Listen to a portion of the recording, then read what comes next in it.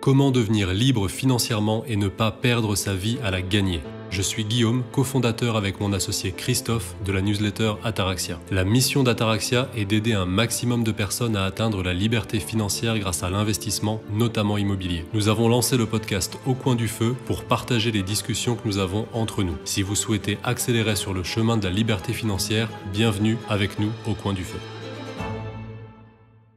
Christophe, on a un lecteur qui nous a demandé comment tu avais fait dans la construction de ton patrimoine pour gérer à la fois ton travail salarié, la construction du patrimoine de tous tes immeubles, plus de 200 appartements, la vie de famille, les tâches, les courses, les lessives, les emails à traiter, tout ce qui fait les tâches administratives. Comment est-ce que tu as géré? Est-ce que tu as des conseils à donner pour les gens qui se sentent débordés par tout ça? Ouais, je te propose de faire ça en deux parties.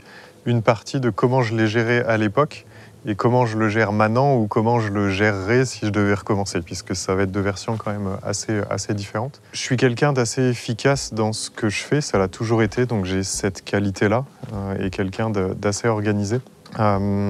Malgré tout, pendant la période de construction du patrimoine, j'ai travaillé énormément, puisque je travaillais, 50, 60 heures par semaine pour mon employeur. Et donc, pour travailler sur l'immobilier, c'était forcément en dehors de ces plages horaires-là. Donc, le soir, le week-end, j'ai passé beaucoup de week-ends à faire des rénovations moi-même, ce qui était ridicule. Mais voilà, il faut faire son expérience pour le faire. Donc, je ne vais pas dire qu'à l'époque, j'avais forcément une organisation aussi bonne que celle que j'ai aujourd'hui. Malgré tout, j'ai toujours fonctionné avec une liste des tâches, une to-do list à faire que je me préparais la veille pour le lendemain, que j'ai optimisé au fur et à mesure du temps. On le faisait à deux puisque je le faisais avec ma compagne de l'époque, ce qui nous permettait d'avoir quand même un petit peu plus de temps aussi. Assez rapidement, j'ai quand même essayé de déléguer les tâches annexes sans valeur ajoutée de type ménage, etc., pour libérer une partie de ce temps-là. Mais je ne vais pas vous mentir en disant que c'était facile, je travaillais 3 heures par jour et je faisais rien et que tout se faisait automatiquement. Non, on en a parlé dans d'autres vidéos. Quand on veut construire quelque chose qui est un peu exceptionnel, ça passe forcément par un moment où on travaille beaucoup et où on doit être le plus efficace pendant cette période-là. Si je réponds peut-être maintenant sur la partie de mon organisation actuelle, où pour le coup j'ai pris beaucoup d'expérience et je ferai les choses un petit peu différemment, j'ai mes journées qui sont vraiment bien organisées, bien cadrées. Donc je fais systématiquement, alors je ne vais pas faire tout mon système puisqu'il est assez lourd, mais je vais vous donner quelques petites informations. J'aime bien planifier les choses que j'ai à faire dans la semaine. Alors bien sûr, avant de faire ça, j'ai planifié ce que je voulais atteindre à la fin de l'année, décliné en objectifs mensuels et puis du coup hebdomadaires. Mais à un moment donné, j'arrive avec ce que je dois faire pendant la semaine. Chaque soir de la semaine, je planifie ce que je vais faire le lendemain. J'ai toujours une tâche qui est une tâche que je n'ai pas envie de faire, mais qui est celle qui va me rapprocher le plus des objectifs que je me suis fixés, que je vais faire en premier le matin. Donc j'ai mon tableau avec les tâches à faire et la première qui est en couleur et que j'ai pas le droit de faire les autres tâches tant que j'ai pas fait celle-là. C'est pour ceux qui ont lu le livre Avaler sa grenouille en premier, faire cette première tâche en premier. Et puis ensuite je déroule le reste de ma journée. J'aime pas mélanger les périodes où je travaille et les périodes où je travaille pas. Donc ça veut dire que j'aime bien me faire masser régulièrement, par exemple. Et dans mon agenda, j'ai des créneaux qui sont bloqués pour ça. Et donc sur cette période-là, je sais que je ne prendrai pas de rendez-vous juste avant, juste après, parce que j'ai envie de profiter de ce moment-là. Mes emails, je les traite en général 1 fois par jour, de temps en temps 2 fois par jour. Surtout pas en premier, puisque les urgences des autres ne sont pas mes urgences. Et les emails, c'est plutôt les urgences des autres personnes. Et j'ai envie de me faire passer en premier dans mon calendrier. Donc, je vois des gens qui traitent leurs emails 10 fois par jour. Je sais que ça peut énerver certaines personnes que de temps en temps je ne sois pas plus réactif par email, mais pour moi l'email n'est pas un outil pour être réactif, c'est un outil pour faire en sorte que les choses se fassent.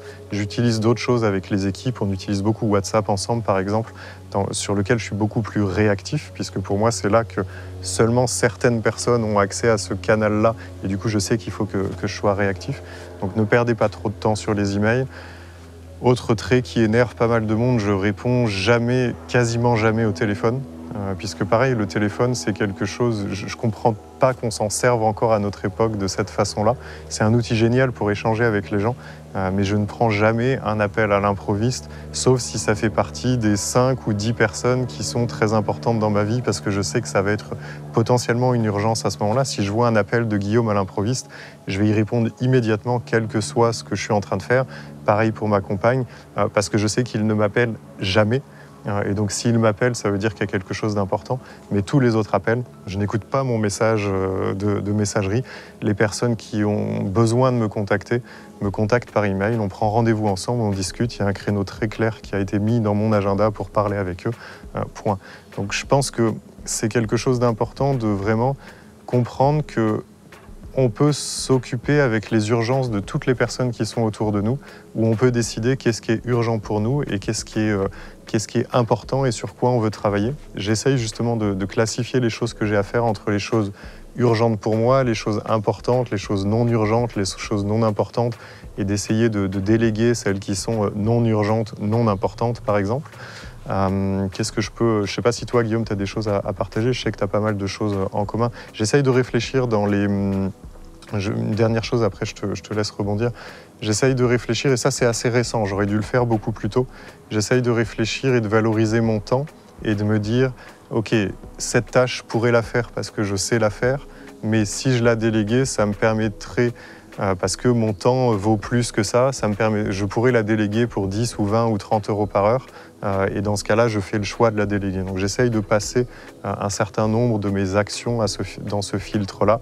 Et c'est pour ça que j'ai une femme de ménage, j'ai une fille au père, un jardinier qui vient régulièrement. On utilise une société, je ne sais pas comment appeler ça. Conciergerie. Conciergerie, à qui on peut demander de faire des tâches relativement basiques, comme réserver un restaurant, des choses pour lesquelles je n'ai aucune valeur ajoutée, ou réserver un vol, ou organiser un voyage, ou des choses remplir des documents administratifs, des choses de ce type-là. Donc voilà, en quelques minutes, mon système est assez complexe, Guillaume l'a vu, et j'ai un truc très, très complet, très discipliné, mais en quelques minutes, ce que je peux partager. Tu as commencé en disant que tu avais une grosse efficacité personnelle, et ça m'a fait penser à une vidéo qu'on a faite précédemment où on parlait de notre meilleur et de notre pire investissement. Et notre conclusion à tous les deux, ça a été que notre meilleur investissement, ça a été notre investissement en nous-mêmes, en le développement de nos compétences. Et c'est exactement ça, c'est-à-dire que tu n'aurais pas pu acquérir de l'immobilier si tu n'avais pas commencé par développer ton efficacité personnelle, ce qui n'a aucun rapport avec l'immobilier. Et c'est pour ça que se former, s'améliorer, c'est en fait un tout qui permet d'accélérer dans sa vie. Moi, pour compléter, je dirais que c'est quelque chose que je fais naturellement, et donc je constate que les autres ne le font pas, et ça m'étonne toujours. J'ai toujours imaginé ce que je voulais être, ce que je voulais faire dans 20 ans, dans 30 ans, et j'ai éliminé de ma vie tout ce qui n'y contribuait pas. Et je suis tout le temps choqué de voir à quel point les gens ont une aptitude naturelle à remplir leur vie de choses qui, au fond, ne servent à rien. Et en fait, le meilleur conseil que je pourrais donner d'efficacité, c'est où vous voulez être dans 20 ans, qu'est-ce qui y contribue, qu'est-ce qui n'y contribue pas. Vous éliminez tout ce qui n'y contribue pas, et en fait, certaines personnes élimineraient 75% de ce qu'ils font actuellement. C'est fou. Autre chose, et ça revient à ce que tu disais avec tes emails, c'est qu'en fait, il y a des tâches qui sont faciles à faire, et donc on a tendance à les faire tout de suite. Répondre à ses emails, lancer une lessive, je reprends les exemples qu'on nous a donnés, mais du coup les tâches vraiment importantes passent après, et puis finalement on n'a plus l'énergie, on ne les fait pas.